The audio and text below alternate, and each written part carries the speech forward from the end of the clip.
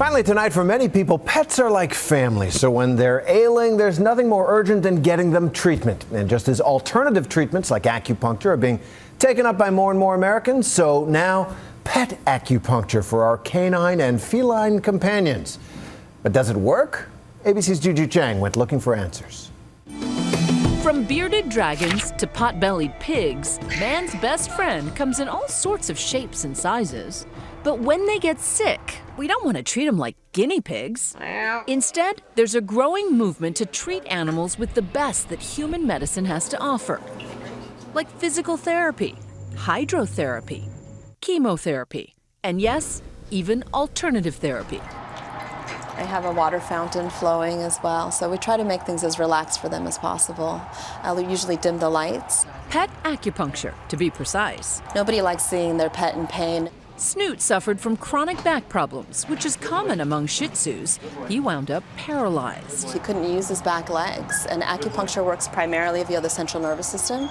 So there really isn't an equivalent conventional medicine to stimulate the nerves that have been damaged in the way that acupuncture can. 3 million humans in the U.S. use this ancient Chinese therapy for everything from debilitating pain to quitting smoking. But at Animal Medical Center in New York, they're using it extensively for cases like Snoot's. 3 treatments a week cost $100 a shot. You make sacrifices for things that you care about, things that you love. We all do it in a different way.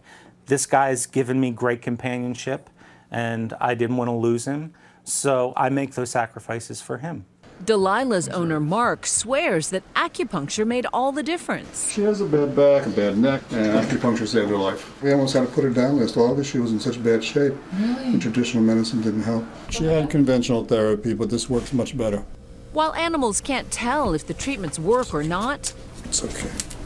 It's all right. these owners say their pets' actions speak louder than words. I know it was acupuncture because the other stuff didn't work. Yeah. After these treatments, she was like a little puppy again. Well, it's not for everybody, but the proof is in the pudding. If you do it and it works, it works. You can't really fool a dog. People say, oh, it's just a placebo, but it's a dog. The dog doesn't know whether or not it's a placebo. They just feel better or they don't feel better. But there's a lot of skepticism, too. Veteran vets say there's simply no science to prove that sticking dogs with needles is good medicine. Well, the problem is that there's no consensus. So you'll find some studies that show there's an effect, and you'll find that there's studies that show no effect whatsoever. Dr. David Ramey helped shape the guidelines for alternative therapies for animals on behalf of the American Veterinary Medical Association. Another half-truth is that there's such a thing as an acupuncture point. Nobody's ever been able to demonstrate that there is such a thing. But even critics can agree the best medicine for your pet is a lot of TLC. I think that they should spend time with their animals and take them on walks and massage them and pay attention to them. Good boy. Which doesn't cost anything and yet is still priceless. For Nightline, I'm Juju Chang in New York.